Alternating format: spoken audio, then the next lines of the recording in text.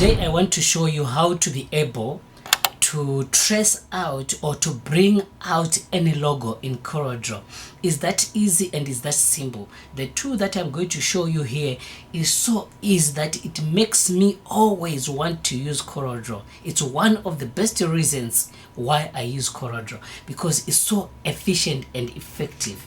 So without wasting much of your time, let me just bring up my screen recording and show you that too. There is a recent logo that I did for a particular client, because sometimes you may ask yourself, why would we need to trace out a logo? Will we not be copying other people's work? No. Sometimes it happens that you are the owner of a particular company and you have a logo that was designed maybe 5 years ago, and you lost the files, like the transparent files, this and this, and you need those files because maybe you want to create a banner or a billboard to advertise your business and you don't have the logo. What do? You look for a logo or for a graphics designer to redesign a logo for you and to bring it out exactly the way it is. Or if you need any changes, maybe you want to do rebranding, you can propose that. But in the instances whereby you want your logo to be brought out the way it is exactly, how do you go about that as a graphic designer who has been assigned with that particular assignment? This is exactly what I want to show you. But with this tactic, you can also be able to use it to actually design any logo that you want to design. I will show you one example of another logo that I designed, taken out from different logo combinations. So sometimes you want to, maybe you have got 5 logos or 2 logos that you have, and you are visualizing this kind of logo that you want to design, but you see that from the elements from this logo I can join them together and bring out another logo. Why not use this tool? So let's get into it and let me show you right away. So right now, here is my screen recording. I am opening this one because this is the logo that I was referring to you and that I did recently for a particular client, and they wanted it to be brought out because maybe they want to do some particular printing or whatever, because they were talking about letterhead and so whatever. So what I did to this logo is they brought me this picture, as you can see, and I had to trace out this picture as it is over here, and you can see that there is no difference if you've got good eyes. Okay, so what I would like to do right now is to open a new file. I want to create a new file project. So what I'm going to do, I click over here to create a new project file in Corel Draw, and from here I want to name it as logo tracing for this tutorial, tracing. Okay, and having done that, let's leave it in RGB and let's leave it at A4 size, and we want it to be landscape over here. Let it be landscape, and we can choose A4 size, landscape. Yeah, then we say okay. So now we have opened over here. I'm going to talk about some lots of shortcuts, if there is any, over here. So what you're going to do is, I want to copy this logo from this picture from here, edit, copy, or you can say Ctrl V and come here, paste in view. So here is it in the view. So let's just place it over here like this. So to follow along this tutorial, you can simply take any logo from anywhere and follow along. Is that simple and easy. So before you do anything, you want to stop some movements from happening on your picture. So you right click and say lock. So once you say lock, you can do whatever you want to do. This picture is logged in the view, and from there the tool is over here. It's called the Bezier Tool, whatever you call it, Bezier, whatever you call it, but just know that this is the tool. So let me just take out this tool, and to zoom your screen in Corel Draw, you can just press, if you are using a mouse, you can just press your wheel of your mouse, you roll it upwards, and if you roll it downwards to yourself, towards yourself, you are making the view small. If you roll it away from yourself, you are making the view small. Away from yourself, you are making the view bigger. I'm saying this because I know that you are going to use this one frequently when you are doing this, when you are using this method in Corel Draw. So to cut this tutorial short, because we are not going to talk about how we are going to do it on these fonts, I'm just going to at last tell you how I did it. The major thing is going to be focusing on this one, on this logo. As you can see, this line that goes this way, it shows movement because this is a transport company. So this thing that goes over here, and this world map, this globe that is appearing from within, from inside, and this eagle outside here. So sometimes you need to start from within the globe over here and coming out. But for me, with my experience, everything is for me. So I just want to start with the eagle, and from there I work my way out. Okay, so I think it is also good because I'll be able to also show you how I will be actually placing this globe inside once I take it from outside, or once I trace it from outside. So once you have this Bezier tool, you zoom in because you want the details to come out. You need to see each and every corner. So just click at the first corner over here, then you zoom out a little bit. You come somewhere like here because you want to trace out along this circle. You click along the lines over here, just click, leave it. You come again here, just click like you are foolish. Don't bother. We are going to show you how you are going to make this effective. Just click around this thing, just click around. You come over here, you click again, and here the last tip over here, click it, and we are not done. We are now tracing the inside over here. So continue clicking. Don't worry, don't be afraid. Just do it like you're foolish. Everywhere where you have got sharp corners like over here, click right at that sharp corner because those corners are going to be preserved. Then from here, click over here, click over here, and over here it's very tricky. You need to click over here because this mouth of an eagle, it looks sharp from a distance, but if you zoom in, it is a little curved. So click over here on this line and continue on this sharp edge. We click it, and this sharp edge we click again, and let me zoom in again, and over here we click, and at last we want to join these tips. So you have to zoom in. As you hover, you see that there is a square guide. Click right on that square guide, then we are done. Don't worry about it. So what we do is, from the pick tool, come to the shape tool, come to the shape tool, then you press this point like this. All right, then this is the first point we made when we were tracing. Then we come down here to the last one, but before you hit it, you have to press shift. While you are pressing shift, at the same time press this last point.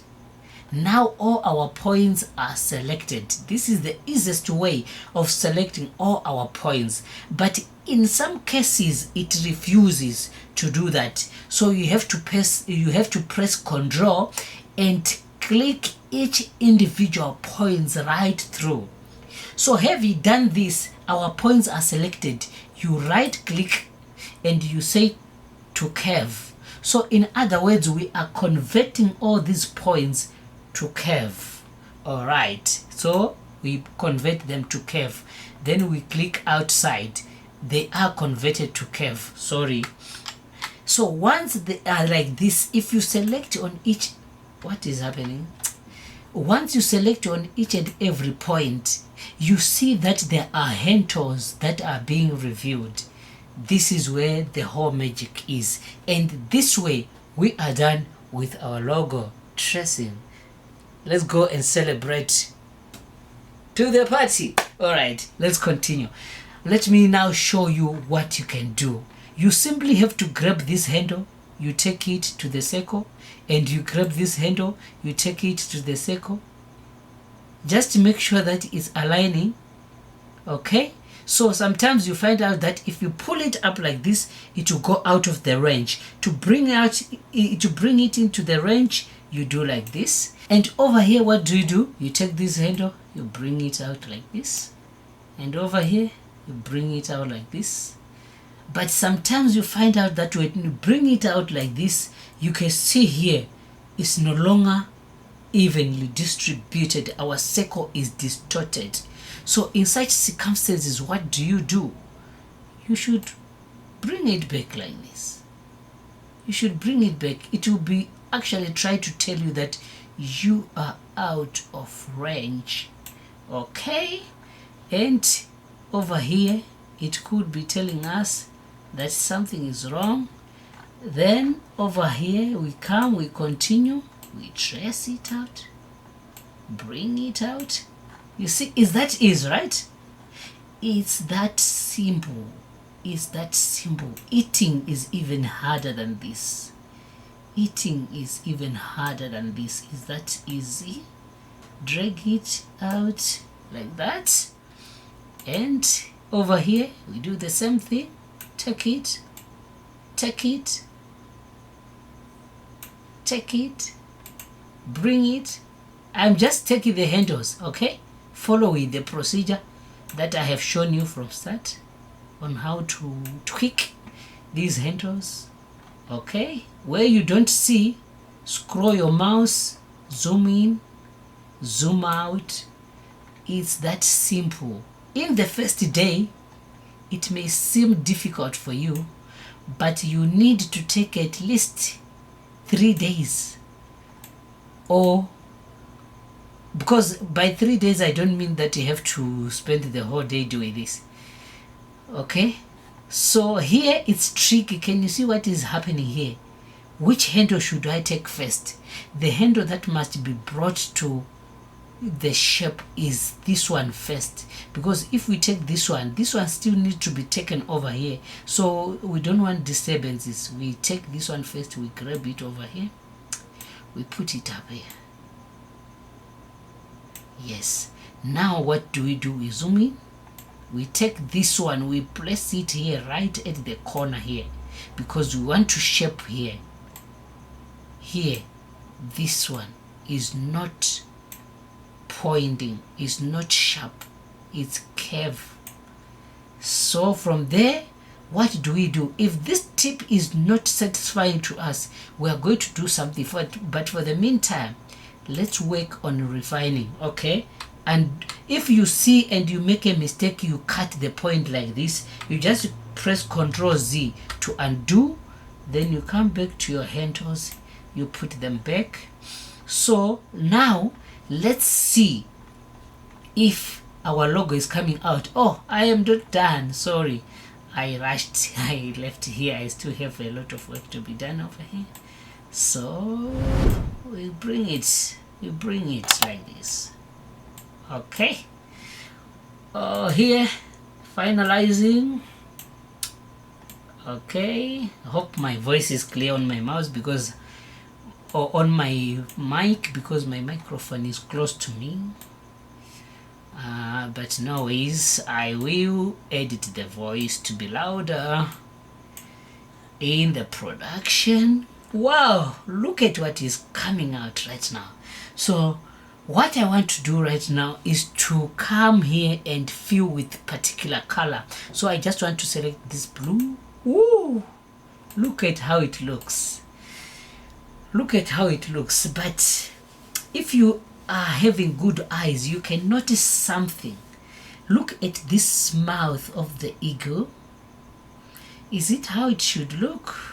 And look at here, it's not purely circular, and over here as well. So what do? We come back, we select our shape, we come back here, we say none, we bring it outside like that. So the best way for me is to come over here, I zoom here, and if you press this shape and if you right click it and you choose to say smooth, look at what happens. It is smoothened at once. The point is now good looking. Okay, you can just tweak over here just to make slight adjustments, but otherwise it's that easy. And it's coming out, and we can actually continue to refine all these areas if you are not satisfied. And what do we do with these points? With these points, the way I do it myself, I simply double click it and delete it. Sometimes you can simply double click it and delete it, and it messes up your shape, so you have to actually try to refine it as much as possible. But sometimes, like what I did over here, I double clicked it and it was deleted, and that was it. So now what I can do is to fill this shape, and this shape is filled in. But as you can see, after filling it in, there are some details within this shape which we cannot trace out because they are not revealed. So what do we do in such circumstances? We come back because we still want those details. So let's zoom in. We want to bring out these shapes. So what are we going to do? We are going to use the same method to bring about even this eye of this eagle has got this eye. So let's come back to the Bezier. I zoom in and I just click over here. I click the end and I click here. I click here, but zoom in and see the square indicator. Click it. We are done, and we come back to the shape 2. We are in the shape 2. Yes, we are in. Okay, I select the first point. Which one was our first point? Yes, this one. I select the last point. What do I do? Right click. What do I do? To curve. From to curve, what do? We finish up. Here is it. Here's the eye. We are bringing out the eye. Yes, that's it. If we want to fill it with color, you can simply fill it with color. But for now, let's leave it without color. Okay, I can even bring it, because sometimes when you are zooming in, it seems as if your lines are expanded out. So sometimes you have to zoom in a little bit. I was supposed to say sometimes if you are zoomed out, the details are distorted. All right. All right, then from there, let's come here right now. What do I want to do next? I was looking at myself on the camera over there. Okay, I want to bring out these shapes because they are significant. So what do? I just press here, click here. These are just the simple triangles. Click here, and come to the shape over there. Yeah, that's it. So we're not going to trace every one of them one by one. We're simply going to do this one and we're going to duplicate it. But before we do that, let's see if our shape is coming out the way we want. So we want to just tweak it a little bit. I can press over here, press here by pressing Control. I'm pressing Control to click all the corners, and from there we need to convert them to curve because maybe we need them to be a little bit curvy.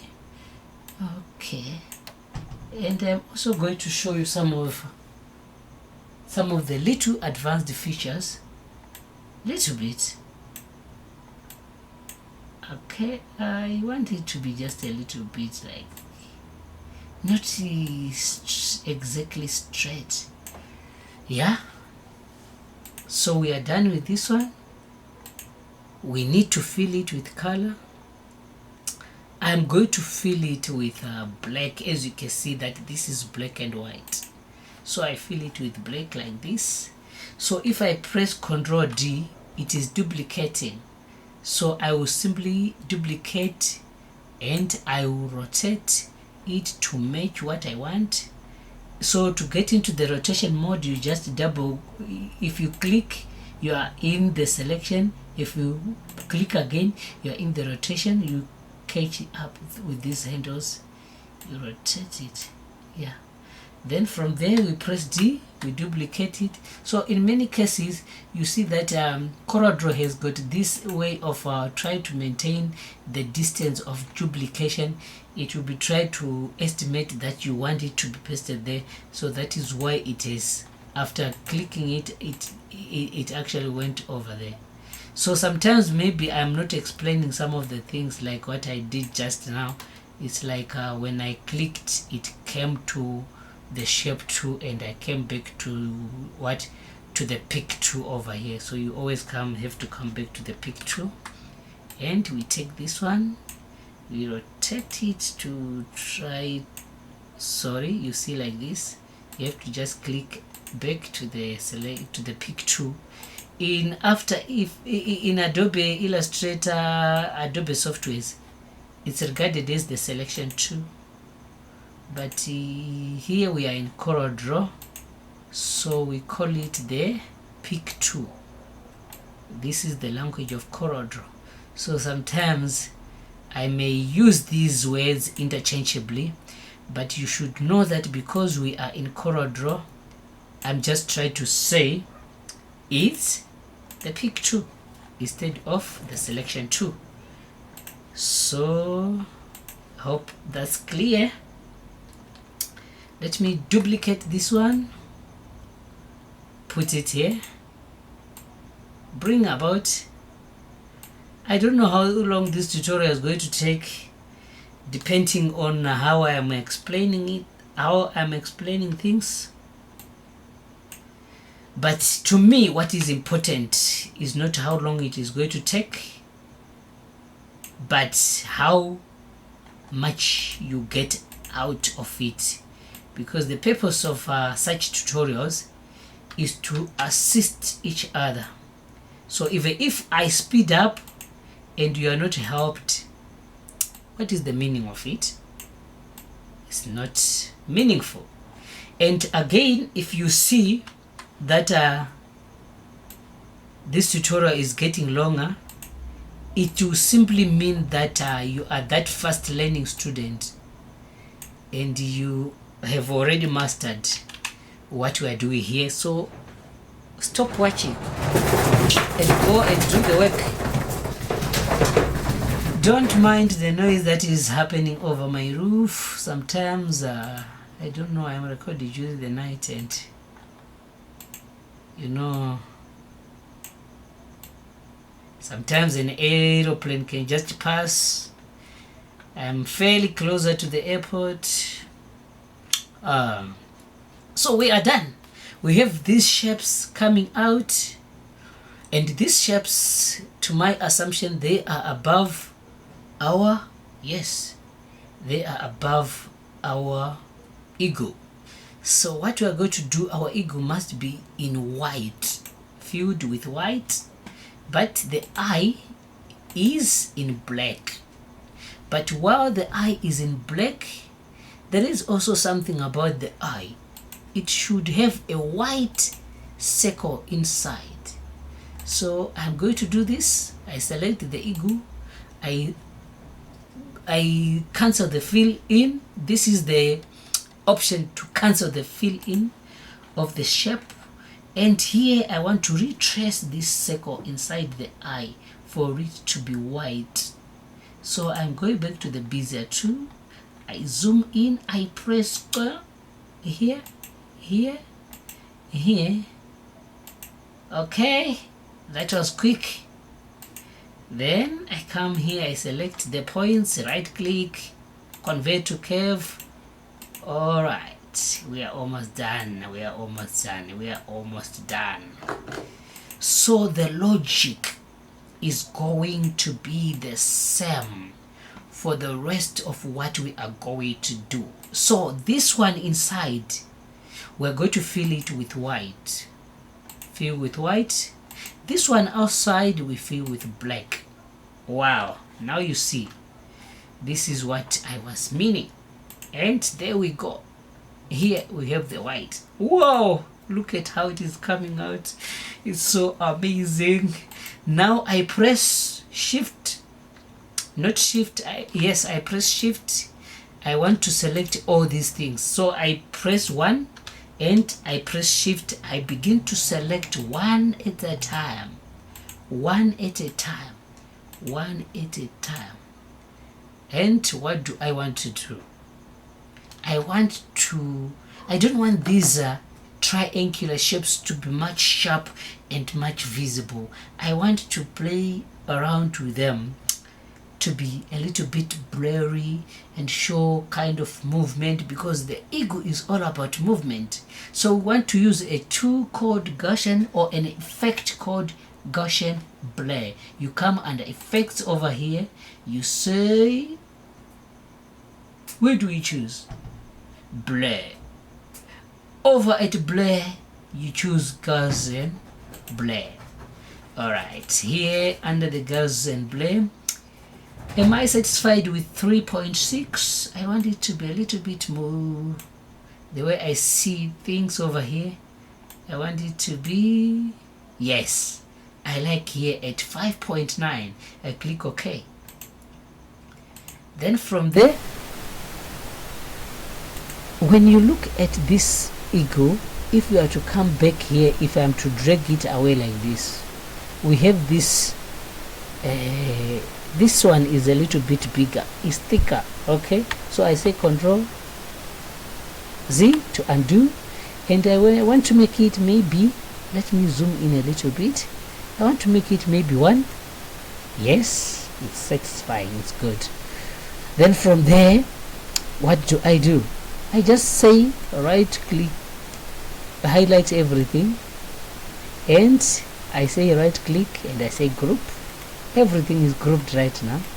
I can go wherever I go with it, so you can see. Now let's try to compare what we have.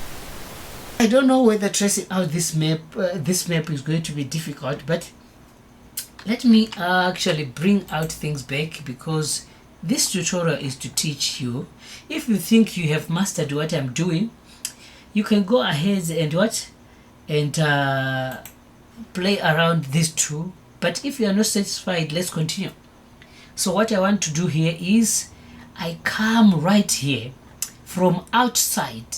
I want to start from outside, going right round, and you're going to see what will come out.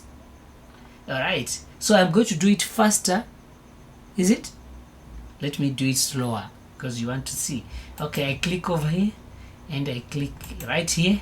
I click here, I click out. I'm just trying to guess around and see how this map looks. Okay, that's it. Just try to guess around and see how it looks. From here I come out, and from here I can just click over here and I come again inside here, do the same thing. You see, so I use this method just to trace around this shape as it is. So right now I'm just to give you a rough sketch. Say for instance we are done with our map and it's like this, and we fill it like with color, like say for instance it's blue. What you are going to see here is what I want to explain now.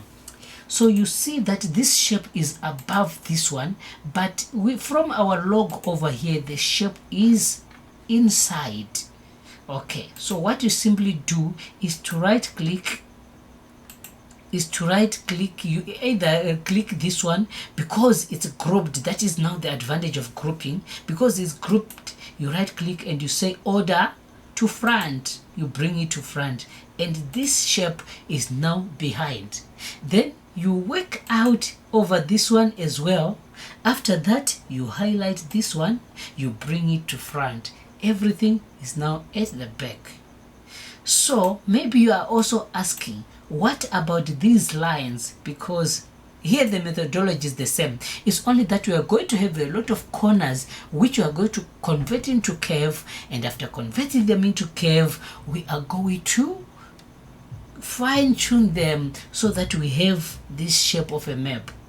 Okay, but now another thing that you do, what about these lines? Let me show you what I did with these lines. I'm just breaking it down, but it's that simple. You can also do it. The first thing that we have is we have this line, we have this line, we have this line, we have this line. So what are we going to do? These are simple. They are simple lines. So I click here, I bring it down here, and over here I have to make sure that I won't come inside here. So I come here, where I see that I am almost there, I click over here and I come right here. I made a mistake. Let me Control Z to undo, because we need this line, not this line. Z, Z, Z, Z. Okay, I come here, I come here. So I think we are in the right position. I click over here.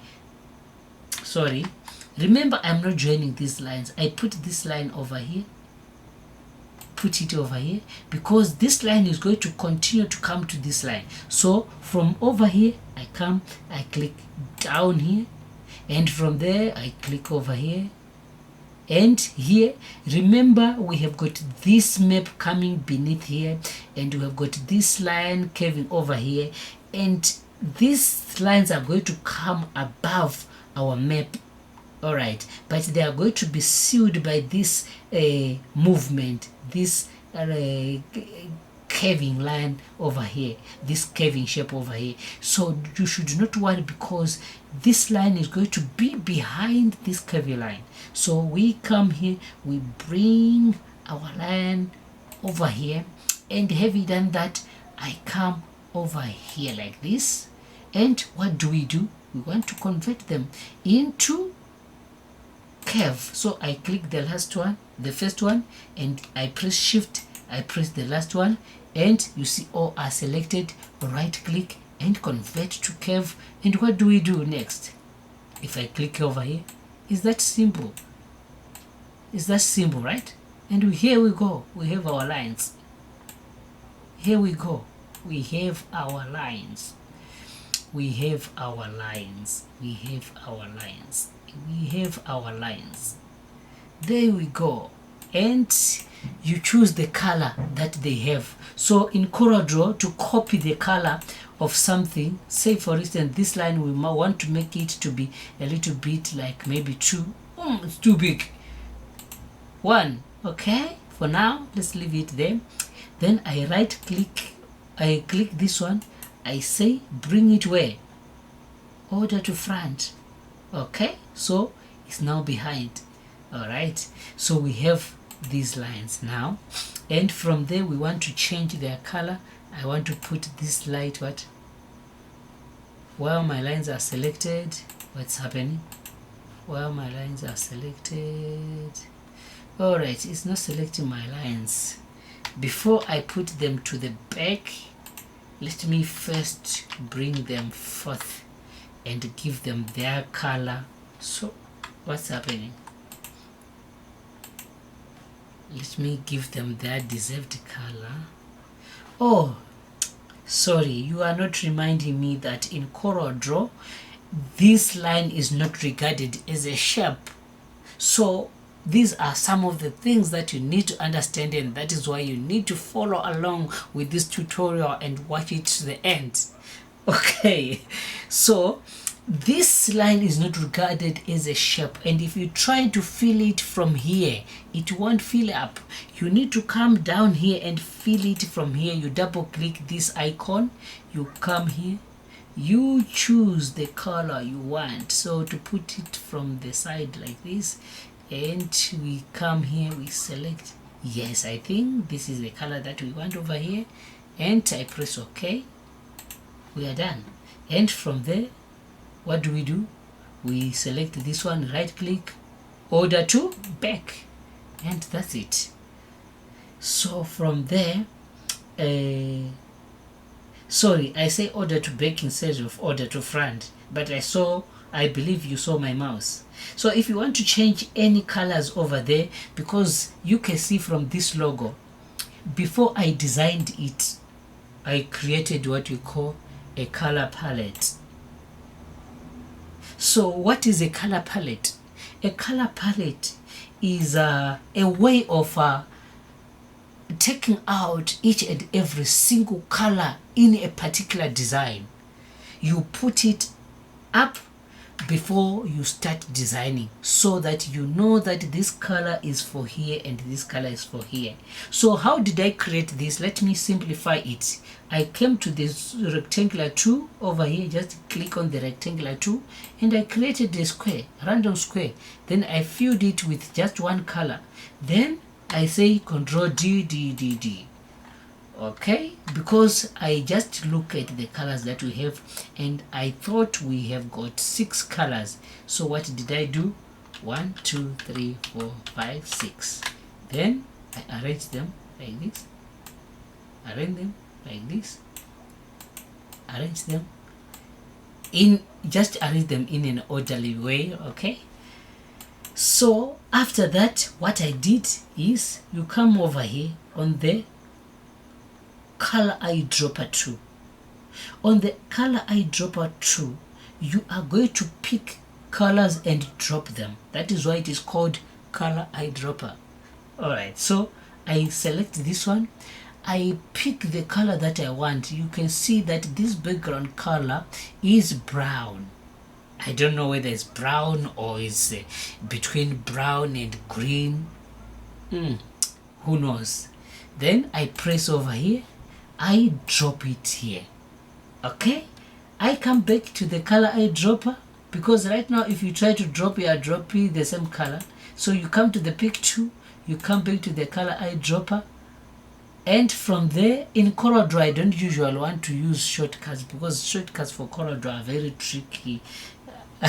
It's one of the softwares that I am lazy to consider taking advantage of the of the shortcuts. I tell you, in many softwares, DaVinci Resolve, what I use shortcuts, Adobe Premiere, Adobe softwares, I use shortcuts a lot, but in Corel Draw, my friend, what I don't want. So I choose another color, this one, and I drop, and from there pick two, come here and take the white color, drop it. So this is how I did it.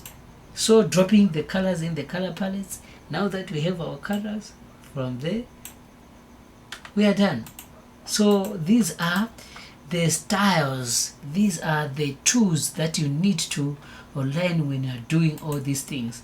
So can you see that is that simple to design a logo in Corel Draw? Last but not least, let me show you something, because maybe you are surprised. How did you manage to make these fonts almost the same? Where did you get them, and how do you know which font to use? For sure, I can tell you these fonts are not exactly the same, and sometimes you find out that some of these fonts you have to buy them, but however there are what you call alternative fonts, or maybe there are some websites on the internet where you can get free fonts. So let's do this. You take this picture. Once you take this picture, let me right click over here, maybe I can export this picture. Okay, whatever picture that you have, let's make it simple. You go on the internet and you Google find my font.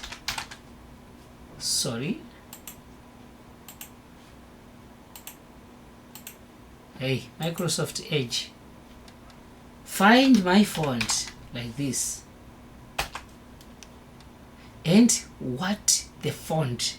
You see this website, if you go down you can see that there are website, font finder, font skew, what. So for example, under font finder over here, these are websites whereby you can upload your image, you crop it to identify the font. So if I'm like here, I click over here, maybe I can find an image with a particular font that I may want to use. For example, here, OpenAI ChatGPT. The image is not uploaded. Okay, let me just do this. Let me try to do the drag and drop.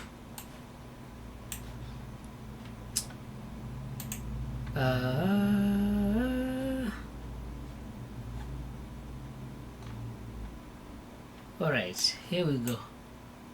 I don't know, this website is not allowing me to upload these fonts. No problem, let me come to this other website, because there are a lot of websites on the internet. You don't need even to consider those premium ones, unless otherwise you have a lot of money to spend. But I like free things.